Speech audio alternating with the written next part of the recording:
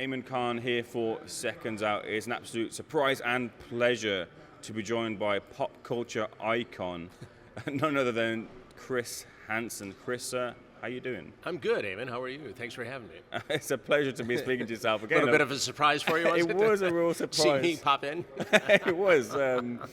Again, it caught me by surprise, caught a lot of people by surprise, Chris. But we'll get to that in a Sure. short second. I just want to rewind, first of all, obviously in the boxing sphere here. I just wondered, are you a boxing fan? What were your initial kind of memories of boxing and fights you've seen in the past? When I was a young reporter in Detroit, we would go to the boxing matches. The Kronk Gym, which you may be familiar with, was a big presence in boxing and still is, and especially in Detroit. So Tommy Hearns came out of there and some other very prominent boxers. So often on a Friday or Saturday night, we would go down to Joe Louis Arena and watch the boxing matches and black tie event for charity, and was fascinated by it all. So over the years, I've kept an eye on boxing, and when this opportunity arose, we jumped on it because we thought it'd be great to be here and watch this potentially very historic match. Are you active yourself? Do you put the gloves on at all? I do, but only in a training mode for a man of a certain age. I don't profess to be any better than a Detroit area street fighter as a kid. But yeah, it's a great workout. But I'll put the gloves on once in a while. A lot of great fighters coming out from that area. Now, jumping into last night's surprise at the press conference, so you were brought out by Logan Paul's team to catch Dillon Danis. How did that link-up come about? Well, Logan had reached out to me on social media and said, hey, I've got this wild idea that I think would be a great promotion for me, for the fight, and for my network, True Blue, which is a streaming crime network where we do our new Predator shows, the Takedown series, and we thought about it for a second, thought, well, how much fun would that be? There's two parts to what I do. There's the editorial side, the serious side, and then there's the promotional side. And yes, this is a little bit outside the box for me, but all of these things bring attention to a very serious subject, which is the Predator investigations. And so anytime I can bring attention to what we do in our investigations, I try to take that opportunity. Did you follow Logan Paul's career, like in the social media sphere, headed into WWE and now boxing as well? Yeah, I mean, I think that what he's done and what his brother has done is really, they've created a social media empire. And whether you love him or hate him, and obviously they're passionate people on both sides, especially with this fight, as I've seen on social media since my appearance yesterday, they've done a great job. They've figured it out. And I think there's a lesson for everybody in boxing and people who make their living on social media to learn from what the Pauls have done. Have you got a prediction for both fights? First of all, Logan Paul, Dillon Danis, and then KSI Fury? I'm going to have to go with Logan Paul on this fight. I think he's very fit. I think he's very focused. I've seen a little bit of his training regimen. I happen to train in New York at a place where one of the trainers is actually a jiu-jitsu fighter who knows Dillon and who says Dillon is an excellent jiu-jitsu fighter. But in a boxing match, I think it's Logan Paul. And in terms of KSI versus Tommy Fury as well? I think that's going to be an interesting fight. I think KSI is a great fighter, but Tommy Fury is Tommy Fury. And so I'll be watching right there with great interest to see how it goes. There's an interesting tidbit in the sense that you and Dillon are sharing a hotel. Any friction? Have you crossed paths just yet? Yeah, he crossed by, and he didn't say anything. I mean, look, during the news conference, obviously he was surprised. He thought it might have been an actor posing as Chris Hansen, but I think he got the bit.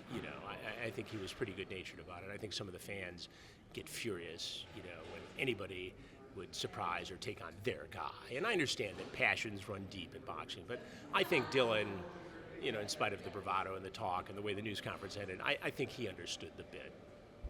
Hopefully see you and him interact later on in this fight week. Now getting into the investigation side, to catch Predator Takedown as well on True Blue Network. Firstly, I mentioned this off camera, but get this on the camera as well. Any possible investigations in the UK, Chris? We're looking at doing international investigations now, Ayman, and they're a little tricky in the UK, but we're going to take a look at it. If we can, we will. We're looking at some in other parts of the world. And obviously we continue in the US. We've got 50 some new investigations up now on True Blue. People can check it out at watchtrueblue.com, and True Blue is TRUBLU. And we do new investigations virtually every month. So we've got quite a library of them. And we do a lot of other criminal crime type documentaries. Those series will be coming out very soon on True Blue and other platforms as well. You obviously got a history of work outside of just the Predator and Takedown series. Why do you think people have kind of latched onto this and this has remained timeless? I think that the reason we're into our third generation of followers is because it takes people inside the commission of a felony. You're watching somebody get caught. You're watching somebody get held accountable. And, you know, we really take people inside the commission of a felony, and they see things they wouldn't see anywhere else, and they hear things they wouldn't hear anywhere else. And so it becomes a very compelling narrative and piece of television. And because we've been doing it so long, we have the ability to embed with law enforcement around the country and soon around the world and tell these very compelling stories. And I think at the end of the day, the crime is so ubiquitous that the best way to protect your children is to educate them and to have that conversation and to create that awareness that we encourage with these investigations. And so, you know, I want people to watch them. You know, when we started these investigations, Ayman, we merely had decoys in chat rooms on AOL and Yahoo. Well, today, the number of platforms on social media where adults can approach children has exploded. And so while there are more predators than ever before, it's more difficult to catch them because the landscape is so diffuse.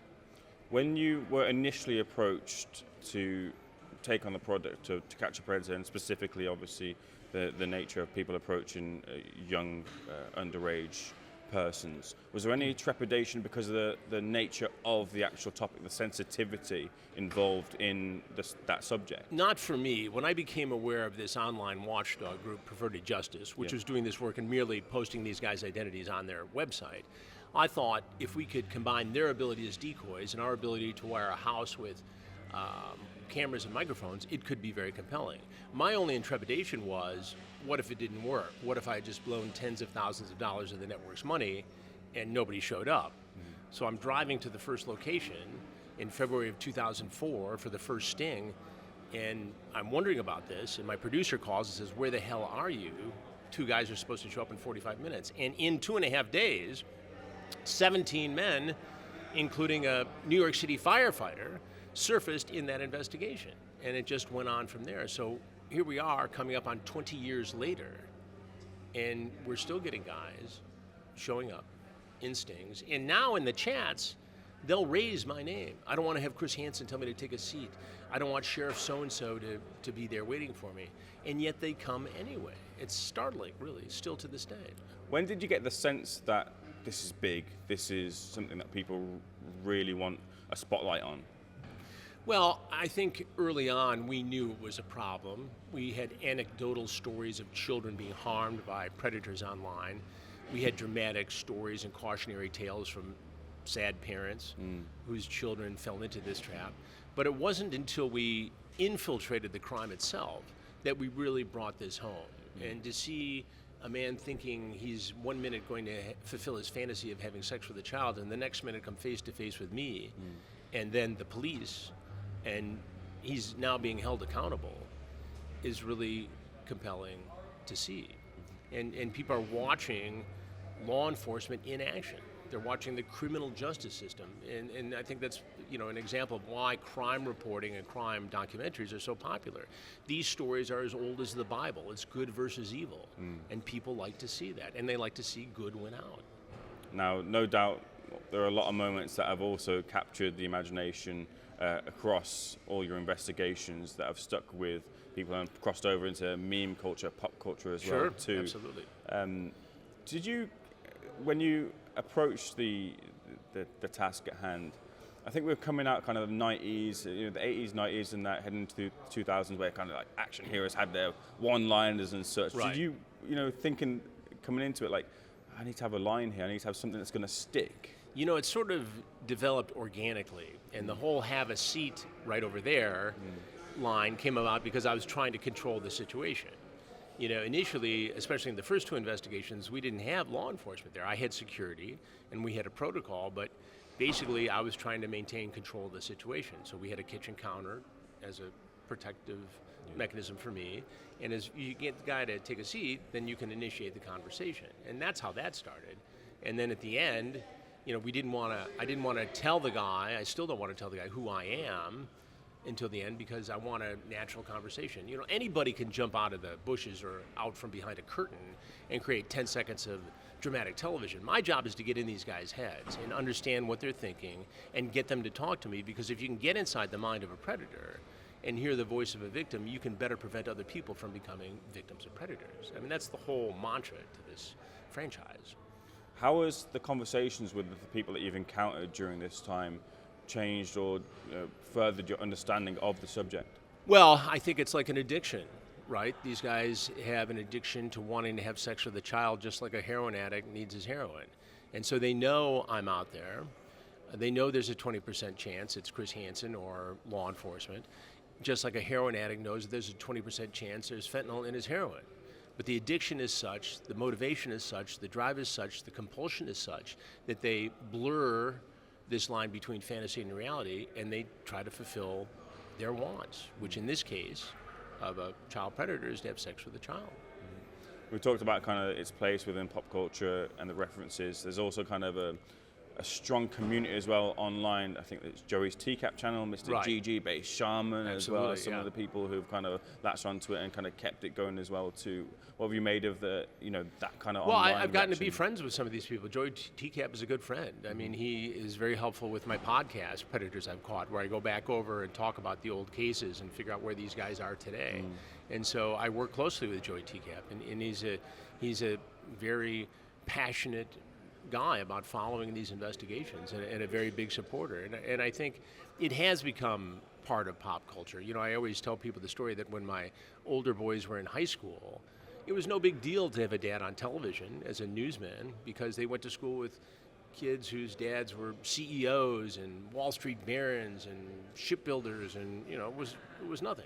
But when South Park did a Chris Hansen parody episode, suddenly I was the cool dad, when I made it into a cartoon character, Just sticking on some of the moments, a lot of moments to pick from. I wonder if you've had conversations with, like you mentioned, the Where Are They Now, the likes of Lorne Armstrong's, Jeff Stacey's, Michael Seibert's, Nathan Downhour's. Are there any of them that you've kept a thread with? I've reached out to quite a few of them. I've had discussions on and off with Lorne Armstrong to try to get him to do an interview. Working on that. Some of the more recent predators have agreed to do interviews when their cases are adjudicated. There's a couple cases that are, big stories on True Blue that you're going to see interviews with those guys. Right. And I think it'll be enlightening, because I think in these cases, these men will be honest about what got them into this situation. I mean, why does a prominent physician of a certain age decide to go try to meet a teenage girl online and show up in our sting? There's a long path there, and I think some of these interviews, if the men are honest, will be insightful. Because one of the real issues here, Ayman, is that in our culture we want easy fixes. One thing that's going to make this problem go away, and it's not that simple. These guys are different guys, each of them. Some can be kept from offending with the proper treatment and observation. Some are stone-cold predators that have to go away forever. And so the difficulty and the challenge is finding out which guy is which and putting them in appropriate categories, because some will reoffend. We had a guy recently during an investigation in Ohio who showed up in our sting, got out on bail. 2 weeks later, now he had a criminal record when he walked into our sting house. 2 weeks later, a girl goes missing in a neighboring community, 14 years old. Mom pings a cell phone. It shows up at a hotel room. Police go. It's this guy with the 14-year-old girl having sex and videotaping the sex act. Right. A live 14-year-old girl. So if people ask, well, these are just decoys, there's no crime. Well, guess what? This guy 2 weeks later went out and actually offended with a child. So now he's facing serious time. The question is, should we have known that he was not a candidate to be out on bond pending these charges? I think a question that's been asked a lot of you when you've done interviews is which stings stick in your mind. Right. The question, I want to flip it slightly and say to you, is there a sting that you wish you could erase from your mind that you don't want to think about, that kind of really brings it all home? No, I think they all take on their different rhythms and their different identities. They're all interesting. They're all compelling. There are days when we see 4 guys show up in one night, and we work till 6:30 in the morning. There are days when no one shows up. So each one has a different rhythm to it. We had one in the early days of To Catch a Predator where 51 guys showed up in 3 days. That was in Riverside, California, and it was insane. And again, in those days, there were only 2 or 3 places where guys would go for this activity, and now there's so many that you rarely see that many guys show up in a 2 or 3 day period. But we do still have guys show up at an alarming rate, and they're alarming as to what their positions are in society. We've had doctors. We had a police officer who also worked with kids as a juvenile probation officer. I mean, that's alarming. Who later they found images of child pornography on his phone. I mean, all that stuff. Every time somebody like that is arrested, even if they don't go to prison for a long time, even if they just have probation and registration as a sex offender, you are potentially saving another child from being, abused or assaulted and having their lives altered forever. Chris, widening the scope on the issue, obviously it's a worldwide problem, and we have the problem, of course, in the UK too. It seems like resources are kind of the main issue to tackle the problem. Well, they're hard to do. Yeah. The stings are not easy. There are law enforcement agencies around the U.S. Which are very good at them. And we embed with those different agencies, and we do repeat investigations, whether it's in Florida or Ohio or Michigan or California or Texas, and other places are coming in the Midwest. But it is a challenging landscape, because each individual law enforcement department has so many different crimes they have to respond to. If you're dealing with high-end burglaries being committed by, a foreign gang that's hitting millionaires' houses, and you got to set up a sting on that, and then you've got to take care of just regular street crime in another part of town, what day are you going to pull everybody off the street to do a sting? And, it's a question of deployment of resources, and these are not easy issues to deal with. So yeah, it is about resources. Chris, it's been a pleasure speaking to you. I don't want to take too much of your time, but like you've mentioned, you've got a lot more coming on the True Blue network. What can people look forward to? Watch trueblue.com, TRUBLU, and you'll get all the information there. And we have another network coming online at the end of October that's going to be Roku, Pluto, and a network that we program that's available, with advertising that's not on the streamer. But the streamer is where all the projects are, all the documentaries. We have hundreds of titles and many more to come. And some of these documentaries that we have going are fascinating to me, and some are passion projects like sextortion. These kids in the U.S., I don't know if it's happening here, but in the U.S., these predators from a half a world away in Western Africa are pretending to be adolescent girls, and they trick young boys into sending sexually suggestive photos, and then they exploit them, they extort them. And some feel trapped and they commit suicide. And this crime is rampant in the U.S. And so we've done this investigation that's about to wrap up, exploring that. And in some of these cases, they're now actually going into Nigeria, making arrests and extraditing these criminals to the U.S. to face charges. So it's cutting edge stuff, but it's also important because we can produce the documentary for True Blue, we can produce it for another platform, and then we can produce a shorter version that we can give to schools across the country and say, watch this. You need to know about sextortion. And if you watch it all, there's a special exclusive Predator, show at the end, because kids relate to that. Yeah. And so hopefully that educates some kids. Chris, just quickly, a question popped in my head. How hard has it been to keep composure in those moments, where it's obviously a very difficult subject? Well, you got to stay so focused, and in the beginning, the very first time a guy walked into that house, I was just trying to keep my heart in my chest and not in my throat. But each time it happens, you're always on point. You're always aware, because it's not just, trying to engage the guy. It's, where's his hands? What's he doing? Is he going to become aggressive? Now, I've got a ton of security. Law enforcement is there. It's as safe for me and for my crew as it absolutely can be.